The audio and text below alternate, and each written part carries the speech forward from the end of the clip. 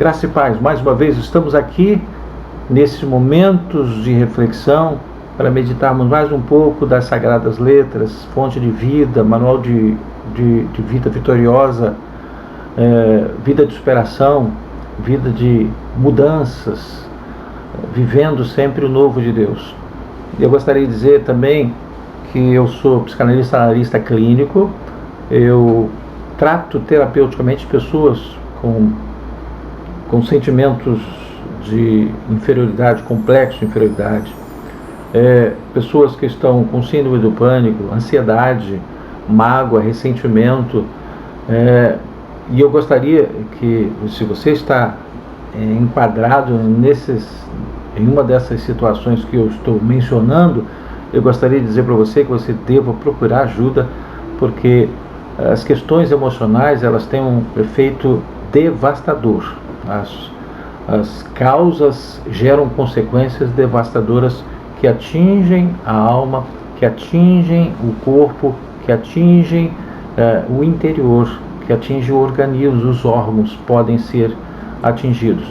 Você pode me encontrar na Clínica Viver Care, em São José do Calçado, às segundas e quartas-feiras. Você pode me encontrar em Bom Jesus do Tabapuã, às terças e quintas-feiras, no Centro Integrado de Saúde do Clínica Assis. E você pode me encontrar através do online. Se você está fora dessas imediações de São José do Calçado, Bom Jesus do Norte, Apiacá, Bom Jesus do Tabapuana, você pode me procurar via online. E eu breve vou estar atendendo também lá em Iguaçuí. Me aguarde. Eu gostaria de dizer também que eu sou pastor evangélico, eu coopero na Igreja Evangélica Vida, igreja que tem como pastor Luiz Carlos, o presidente da igreja, que pastoreia a igreja. E se você ainda não se inscreveu no nosso canal Mensagem Edificante, por favor, nos ajude, se inscreva, clique aí em inscrever-se, você já estará inscrito, curta, faça o comentário, nos ajude para que possamos ter mais espaço no YouTube, no canal do YouTube, tá? Para a glória de Deus Pai.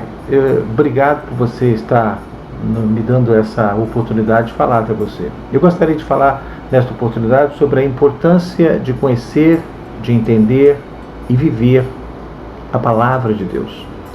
E o texto referência a segunda carta de Paulo a Timóteo, capítulo 3, somente 2 versículos, 16 e 17, que diz o seguinte: toda a escritura é inspirada por Deus e útil para o ensino, para a repreensão, para a correção e para a instrução na justiça. Versículo 17, para que o homem de Deus seja apto e plenamente preparado para toda boa obra. Nós encontraremos na Bíblia Sagrada a referência clara que Jesus Cristo é a palavra de Deus. A Bíblia fala que o Verbo se fez carne. O apóstolo João fala claramente que Jesus é a palavra de Deus. Apocalipse capítulo 19, versículo 11, 12, 13, assim: eu vi o céu aberto e eis um cavalo branco, seu cavaleiro se chama Fiel e Verdadeiro e julga e peleja com justiça. Versículo 12, os seus olhos são chama de fogo, na sua cabeça há muitos diademas, tem um nome escrito que ninguém conhece senão ele mesmo. Versículo 13, aí que revela claramente: está vestido com um manto tinto de sangue e o seu nome se chama o Verbo de Deus, ou Palavra de Deus. A Bíblia inteira, Antigo e Novo Testamento, apontam para a Palavra de Deus, que é Jesus. Podemos afirmar que a Bíblia e as Escrituras Sagradas, que quando lida e revelada pelo Espírito Santo, mostra-se como a Palavra de Deus é a revelação do próprio Cristo, Jesus Cristo, Palavra de Deus.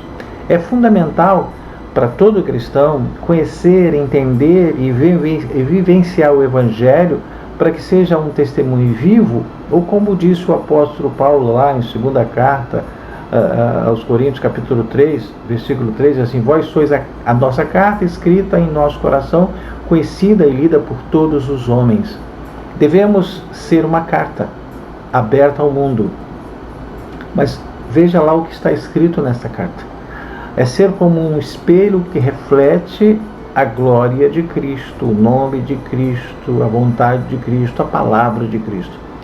Primeiramente, para que isso aconteça, precisamos conhecer. Para que o cristão se torne um verdadeiro discípulo de Jesus, ele precisará conhecê-lo como pessoa, conhecer o seu plano de salvação e também buscar a vontade dele para si.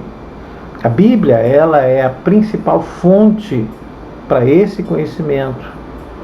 Não só conhecimento do Evangelho e suas doutrinas, mas principalmente o conhecimento da palavra de Deus, que é o próprio Cristo. Quando lá está escrito, eis que estou à porta e bato, é o próprio Cristo, ele quer entrar. E é através da palavra de Deus.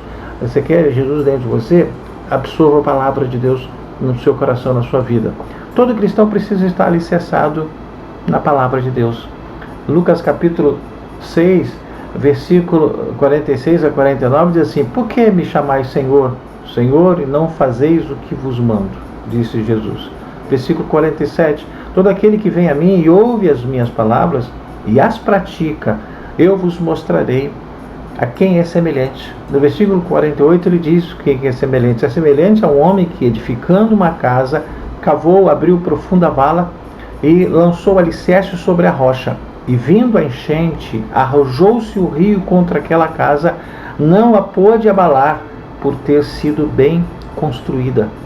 Mas o que ouve, versículo 49, mas o que ouve e não pratica é semelhante a um homem que edificou uma casa sobre a terra, sobre a areia, sem alicerces, e arrojando-se o rio contra ela, logo desabou. E aconteceu que foi grande a ruína daquela casa.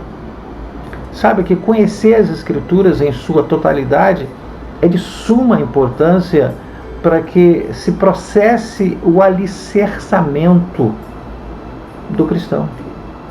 Muitos cristãos com anos de conversão, às vezes, infelizmente, sequer leram a Bíblia Sagrada inteira. Só pega versículos, Salmo 91, Salmo 23. Jesus diz claramente que seu povo é destruído pela falta de conhecimento. Marcos capítulo 12, versículo 24, diz assim: respondeu Jesus: não provém o vosso erro de não conhecer as Escrituras, nem o poder de Deus? O profeta Oséias afirmou que é preciso conhecer e prosseguir em conhecer o Senhor, ou seja, cada dia um pouco mais. Lá, Oséias capítulo 6, só a primeira parte, a parte A, versículo 3, diz assim, 6:3, conheçamos e prossigamos em conhecer o Senhor. Depois, precisamos buscar o entendimento. Primeiro o conhecimento, depois o entendimento. Você sabe a diferença entre conhecimento, entendimento e sabedoria? Eu vou te dizer para você: conhecer é a revelação do saber, entendimento é a explicação do saber, e sabedoria é a aplicação do conhecimento com entendimento em benefício seu e em benefício do seu próximo. O plano de Deus, através do Evangelho, é grandioso e não pode ser simplificado. A morte de Jesus na cruz para pagar os nossos pecados. É bem verdade que a morte de Jesus na cruz tem sua significativa importância, mas o Evangelho contempla-se muito antes e muito depois da obra da cruz. A obra da cruz é o início, mas eu preciso avançar, e não só com a obra da cruz. Por não haver entendimento do Evangelho, que são as boas novas, o caminho novo, na sua totalidade, é que se cometem tantas heresias nas igrejas, de maneira geral. Como a Igreja de Cristo tem estado equivocada, sem o devido entendimento. O homem não é o centro do Evangelho. Cristo é o centro do Evangelho. O propósito do Evangelho vai muito além de salvar a raça humana de seus pecados. Ela aponta para o amor, para a graça de um Deus santo, cujo nome é glorificado no Evangelho. Para entender é preciso meditar as Escrituras, e não só conhecimento, mas a busca por entendimento através da oração. E por fim, precisamos viver o Evangelho. Não adiantará nada se o Evangelho não for vivido. Na verdade, nenhum evangelismo é mais eficaz do que o próprio testemunho de vida, sem palavras, atitudes, reações, comportamento, postura. Não caia na mentira do diabo de que você pode ter uma vida secular e outra espiritual. O cristão verdadeiro foi crucificado com Cristo e agora vive em si a vida de Cristo. Uma vida comum, natural, mas uma vida sem essas coisas que denigrem a imagem de uma pessoa. Gálatas capítulo 2, versículo 20 diz assim: logo já não sou eu quem vive, mas Cristo vive em mim, disse Paulo. E esse viver que agora tenho na carne, vivo pela fé no Filho de Deus, que me amou e a si mesmo se entregou por mim. Saiba que só existe uma forma de viver, que é viver pela fé. Romanos capítulo 1, versículo 17 diz assim: visto que a justiça de Deus se revela no Evangelho através de fé em fé, como está escrito, o justo viverá por fé.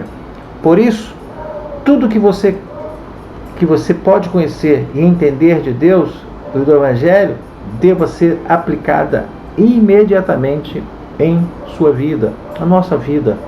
Não poupemos esforços para que as mudanças sejam processadas. Jesus foi bem claro ao dizer que o fruto é o identificador da árvore. Frutos bons, árvore boa. Frutos maus, árvore má.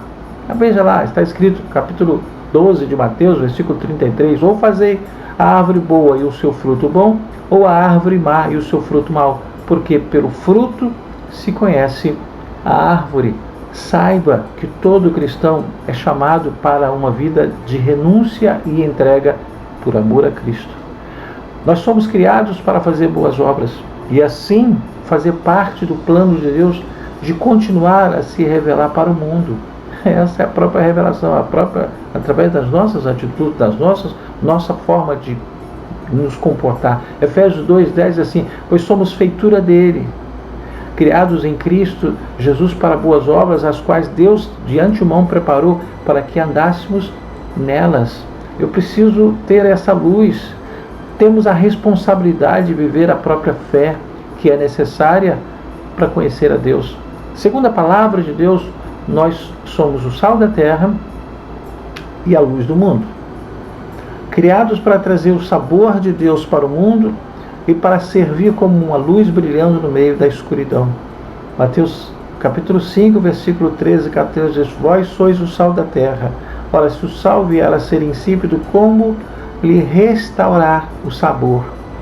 Para nada mais presta senão para ser lançado fora, ser pisado pelos homens. Versículo 14: vós sois a luz do mundo, não se pode esconder a cidade edificada sobre um monte. Não somente devemos ler e compreender a palavra de Deus, mas devemos aplicá-la obedientemente e permanecer fiéis a ela. A palavra, Hebreus 12, versículo 1, 2, 3, assim: portanto também nós, visto que temos a rodear-nos tão grande nuvem de testemunhas, desembaraçando-nos de todo peso e de todo pecado, e do pecado que tenazmente nos assedia, corramos com perseverança a carreira que nos está proposta, olhando firmemente para o autor e consumador da fé, Jesus, o qual, em troca da alegria que lhe estava proposta, suportou a cruz, não fazendo caso da ignomínia, e está assentado à destra do trono de Deus. E versículo 3: considerai, pois, atentamente aquele que suportou tamanha oposição dos pecadores contra si mesmo, para que não vos fatigueis, desmaiando em vossa alma. O próprio Jesus deu a maior importância em amar a Deus e amar ao próximo como a nós mesmos. É impossível obedecer este comando sem o compromisso de continuar lendo e aplicando a sua verdade revelada em sua palavra. Saiba também que não existe nada que manifeste o Senhor mais gloriosamente do que quando amamos o nosso próximo. E é o que não está mais acontecendo, infelizmente. Lutemos contra a frieza desse tempo e amemos com todas as nossas forças. Nunca se esqueça de que tudo é passível de perda nessa vida. Dinheiro, casa, carro, pais, filhos, cônjuge, amigos, tudo ou alguma coisa do que foi mencionado poderemos ou vamos perder na vida. Mas saiba que nada e ninguém poderá nos separar do amor de Deus que está em Cristo Jesus. E assim disse Paulo, escrevendo ao povo de Roma, capítulo 8, versículo 36, diz: quem nos separará do amor de Cristo? Será a tribulação, a angústia, a perseguição, ou fome, ou nudez, ou perigo, ou a espada? Versículo 36, como está escrito, por amor de ti somos entregues à morte, o dia todo fomos considerados como ovelhas para o matadouro.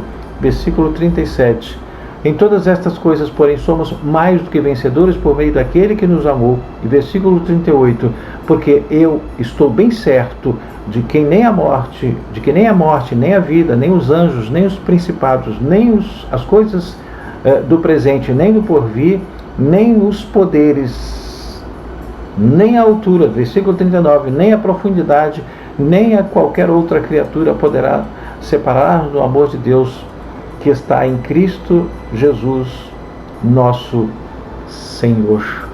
Então, querido, eu gostaria que você meditasse sobre isso, sobre este amor, mas que você pudesse conhecer, que você pudesse entender, que você pudesse viver o Evangelho, para que você possa ter a capacidade, a força e a direção e o discernimento nos enfrentamentos da vida, para que você possa viver uma vida vitoriosa. Momentos de aflição você vai ter? Claro. Momentos de perda vamos ter? Claro. Mas o importante é que nós vamos prosseguir na perseverança e superando e tendo a vitória final, porque somos mais do que vencedores em Cristo Jesus. Eu vou orar por você, Pai, no nome de Jesus. Eu quero te agradecer por esse precioso momento e quero abençoar este que está aqui, esta que está aqui, o Senhor, a senhora, o jovem, a adolescente, e que a bênção de Deus esteja sobre a vida deles. E que eles possam dar a importância do conhecer, do entender e viver a palavra de Deus no seu dia a dia. Em nome de Jesus Cristo. Obrigado. Não se esqueça de inscrever-se no nosso canal, aí no vermelhinho lá, inscrever-se. Não esqueça de curtir, não esqueça de fazer o seu comentário. Deus te abençoe. Até a próxima oportunidade, se a Deus assim o permitir. Deus te abençoe.